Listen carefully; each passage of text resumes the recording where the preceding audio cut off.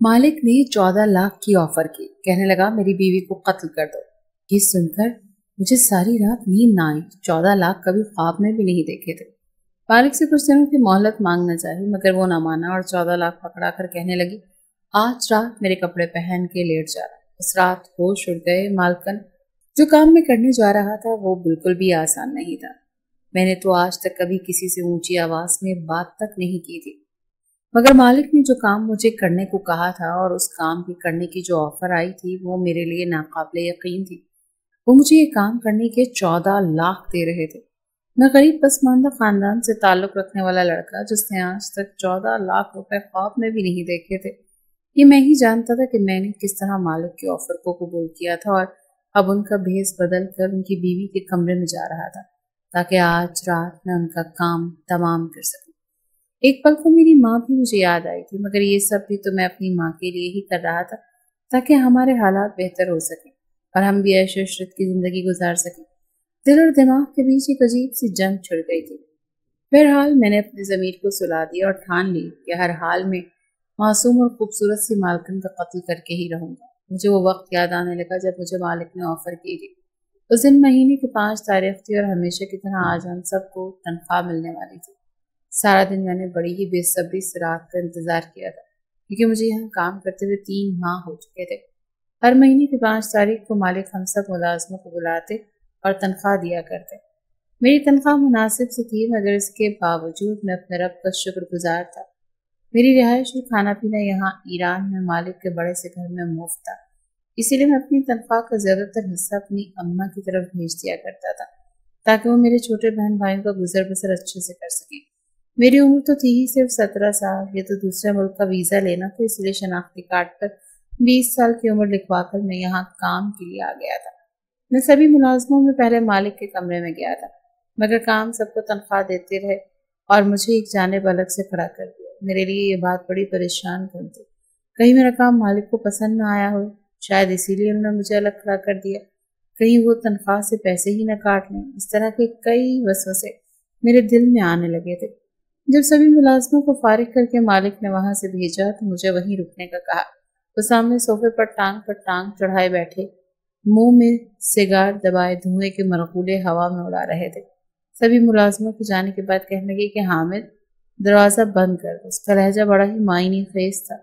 मैंने उनके हुक्म की तामील करते हुए दरवाज़ा बंद कर दिया। दरवाज़ा बंद करना था तो उठकर चलते हुए मेरे पास आए और फिर कहने लगे कि मैं जो अब तुमसे कहने लगा हूँ तुम पुरसुकून होकर सुनना।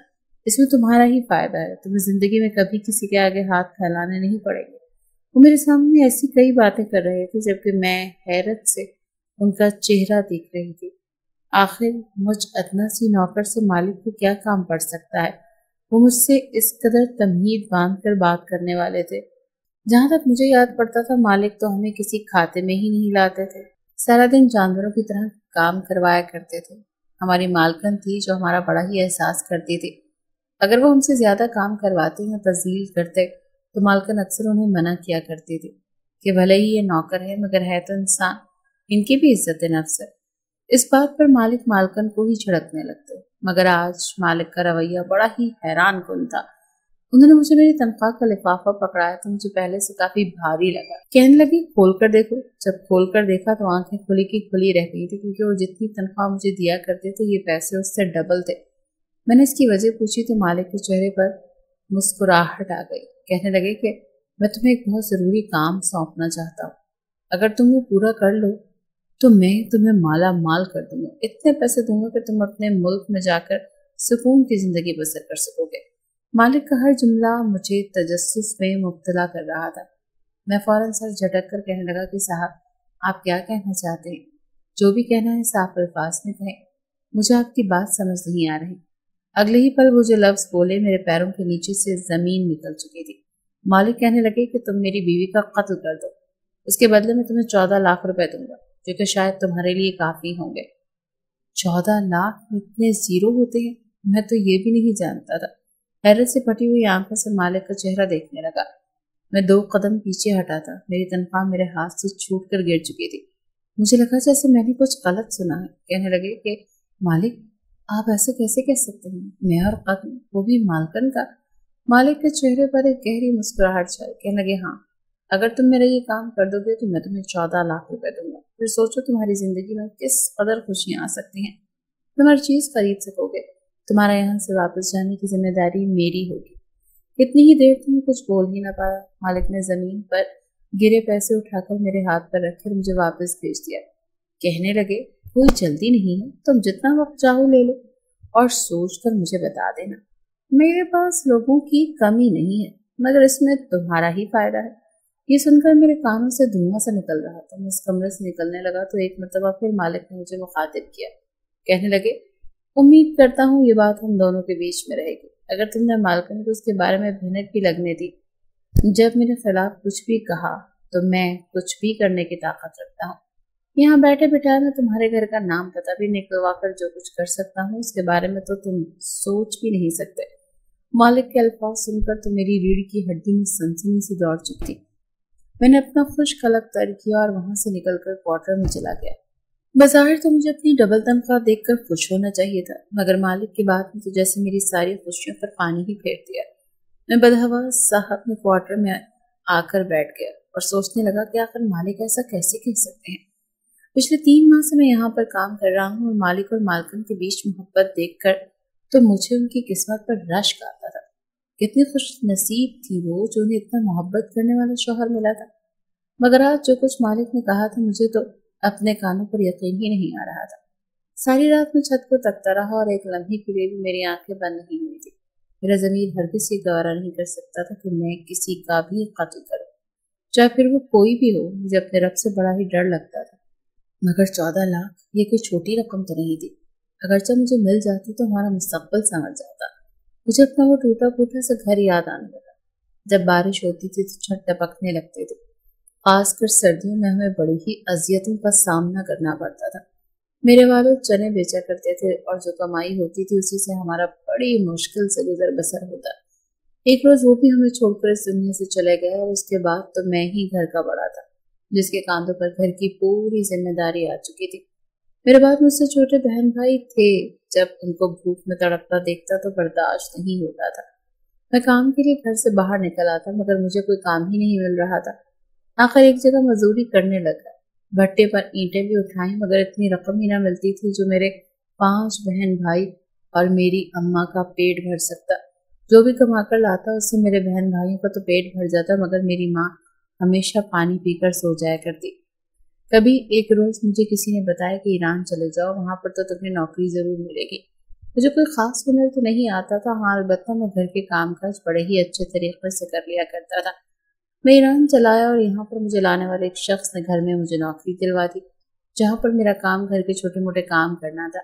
باہر سے سودا سلف بھی لایا کر دیا کرتا تھا، کبھی کبھار مالک کے ساتھ دفتر بھی چلا جاتا۔ مختصر یہی چھوٹے چھوٹے کام تھے جنہیں کرتے ہوئے میں تھوڑی سی رقم لے رہا تھا۔ میں نے اپنی ڈبل تنخواہ کو دیکھا، دل چاہا کہ پیسے مالک کو واپس کر دوں اور صاف انکار کر دوں کہ میں ان کا یہ کام ہرگز نہیں کرنے والا۔ میں عزت کی روٹی کمانا چاہتا ہوں، مگر اسی پل میری امی کا پاکستان سے فون آ گیا۔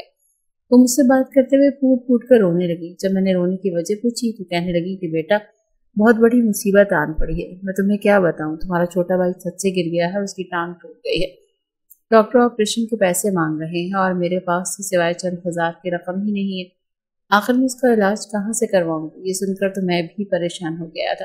میں نے اپنی ساری تنخواہ اماں کی طرف بھجوا دی مگر وہ پیسے ابھی بھی کم پڑ رہے تھے۔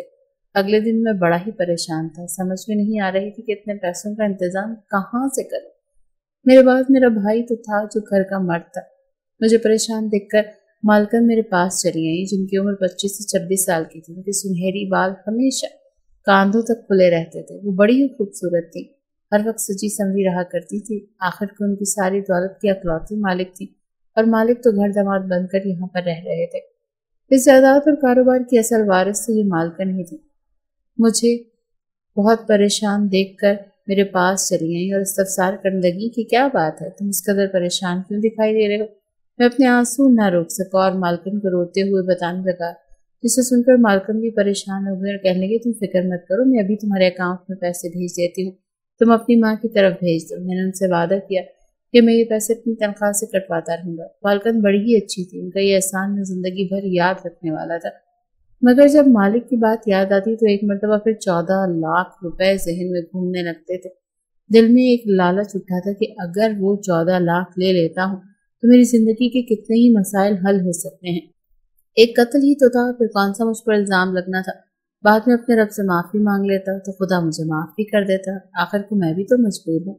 ये सोचकर मुझे बेचैनी से होने लगी थी। मैं अपने क्वार्टर में बिस्तर पर लेट गया और यही सोच रहा था कि जब दरवाजे पर दस्तक हुई, मैंने आंखें मूंदते ही कहा कि कौन है, आ जाओ। मैंने सोचा कि शायद दूसरे क्वार्टर से माली होगा, मगर जब आंखें खोलकर देखा तो बौखला कर उठ बैठा क्योंकि मालिक मेरे सामने खड़े थे।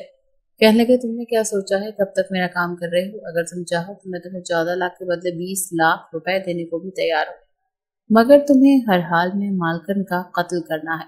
20 लाख रुपए सुनना था कि मेरी आंखें फटी की फटी रह गई। ये रकम कम न थी। मेरा लालच सर उठाने लगा और जमीर सोने लगा। मैंने फौरन हाँ कर दी। कहने लगा कि आपने जो कहा है वो मैं कर दूंगा, मगर मेरी हिफाजत की जिम्मेदारी फिर आपकी होगी। ये सुनकर तो मालिक की आंखें चमक उठी और कहने लगे, तुम बेफिक्र रहो, मैं तुम्हें बाहिफाजत तुम्हारे मुल्क पहुंचा दूंगा। बस मेरा काम होना चाहिए। और उसके बाद जो बात उन्होंने कही उसे सुनकर तो जैसे मेरी आंखें फटी की फटी रह गई। मालिक ने अपना सूट मुझे दिया और कहने लगी, ये सूट पहन लो और यही पहनकर मालिकन के कमरे में जाना और ये काम पूरा करना। मेरे दिल में ये सवाल अब सर उठाने लगा था कि आखिर इतनी अच्छी बीवी को मालिक क्यों मरवाना चाहते? मैंने तो आज तक मालकन को मालिक पर कभी रोब जमाते हुए भी नहीं देखा था। वो तो बड़े ही अच्छे अखलाक के मालिक हैं, बड़ी ही प्यारी सी बीवी थी, तो भला मालिक इतनी मासूम लड़की को क्यों मारना चाहते हैं? मैं इसी सोच में गुम था कि मालिक ने शायद भांप लिया। मेरी जानिब देखकर कहने लगे कि मैं जानता हूँ कि तुम यही सोच रहे हो कि आखिर मैं अपनी बीवी को क्यों मरवाना चाहता हूँ, मगर इसके पीछे भी एक गहरा राज है। ये मेरी बीवी बड़ी ही खतरनाक है। तुम नहीं जानते ये मासूम सी देखने वाली औरत कितनी बड़ी गुनहगार है। इस स्मगलिंग के एक बहुत बड़े ग्रोह के साथ मंशियात फराहम करती है। सिर्फ इतना ही नहीं, जब उसके वालिदैन को इस बारे में पता चला तो उनने अपने वालिदैन को भी पैसे देकर मरवा दिया और खुद इस जायदाद के मालिक बन गए। मुझे उसने धमकी दी है कि अगर मैंने इस बारे में किसी को भी कुछ भी बताया तो ये मुझे हर चीज का कसूरवार ठहराकर पुलिस के हवाले कर देगी और फिर यहाँ के कानून के मुताबिक सिवाय फांसी के मेरे पास और कोई सजा नहीं होगी। मालिक की बात सुनकर तो वाकई मेरे दिल में मालिक के लिए नफरत आ चुकी थी।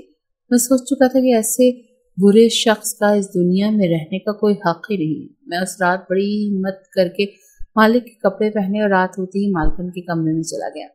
वक्त वॉशरूम में थी। वो पानी गिरने की आवाज आ रही थी, जबकि मैं अपना हुलिया बिल्कुल मालिक की तरह किए आकर बिस्तर पर लेट गया। मेरे हाथ में चाकू था। मैं उससे मालकन पर वार करके उनका काम तमाम करना चाहता था। थोड़ी देर बाद मालकन वॉशरूम से निकली तो वो बिस्तर पर लेट गई। उनका लेटना था कि मैंने चाकू निकाला और मैं अपना काम पूरा कर चुका था। मैं कमरे से बाहर आया और बदहवासी से मालिक को देखने लगा। मालिक सामने ही खड़े थे। कहने लगे, तुमने काम कर दिया। मुझमें तो इतनी हिम्मत ही ना थी जो मैं हाँ में सर हिलाता। आंखों से आंसू गिरने लगे, जिसे देखकर मालकन को यकीन हो गया कि फौरन मुझे कांधों से थाम कर शाबाशी देने लगे और हाथ में उठाए पेपर्स लेकर कमरे में जाने लगे ताकि मालकन के साइन और अंगूठा लेकर उनकी सारी जायदाद अपने नाम करवा सके। जैसे ही वो कमरे में गए तो कुछ देर बाद मुझे चीखने चिल्लाने की आवाज आने लगी। मैंने दरवाजे को बाहर से लॉक कर दिया था। कुछ देर बाद पुलिस आ चुकी थी। मैंने कमरे का दरवाजा खोला तो मालिक कमरे के फर्श पर गिरे हुए थे, जबकि मालकन सही सलामत खड़ी थी। पुलिस उन्हें पकड़कर ले गई और मैं सर थामे सीढ़ियों पर ही बैठा रह गया। मालिक का भेस बदलकर कमरे में गया तो था, मगर इतनी हिम्मत नहीं थी कि मालकन का कत्ल कर सकूं। मैं मालकन के सामने फूट फूट कर रोना शुरू हो गया और मालकन को सारी असलियत बताने लगा। ये सुनकर तो मालकन को भी धचका सा लगा था। वो रोने लगी और कहने लगी कि मुझे तो अपने शौहर पर बड़ा ही एतमाद था, उसे अंधी मोहब्बत करती थी, मगर कहाँ खबर थी कि ये तो आस्तीन का सांप पाला हुआ है। और इसके बाद मालकन के मंसूबे के मुताबिक ही हमने अमल किया। मैंने बाहर आकर ये कहा कि मैं मालकन का कत्ल कर चुका हूँ, जबकि अंदर मालकन जिंदा थी और यूं हमने उन्हें पुलिस के हवाले कर दिया। मालिक मुझे बुरे अल्फाज से नवाज रहे थे, धोखेबाज और फरेबी कह रहे थे, मगर मेरा ज़मीर मुतमईन था कि मैंने कुछ भी गलत नहीं किया। मालकन खुश थी और उसने मुझे पूरे 20 लाख रुपए दिए और बोली कि ये तुम्हारा इनाम है। पैसे देकर मैं वाकई खुश हो गया। मेरा अब वहाँ रहना बेमकसद था। कम से कम इतने खतरनाक लोगों में रहना तो बिल्कुल भी आसान नहीं था। कल को ये मुझे कोई और खतरनाक काम करने का कह देते तो भला मैं कैसे निकल सकता था। मैंने वो पैसे लिए और फौरन अगले ही दिन का टिकट करवा कर वापस पाकिस्तान चला आया। इन पैसों से पाकिस्तान में अपना कारोबार शुरू किया और इज्जत की रोटी कमाकर जिंदगी बसर करने लगा।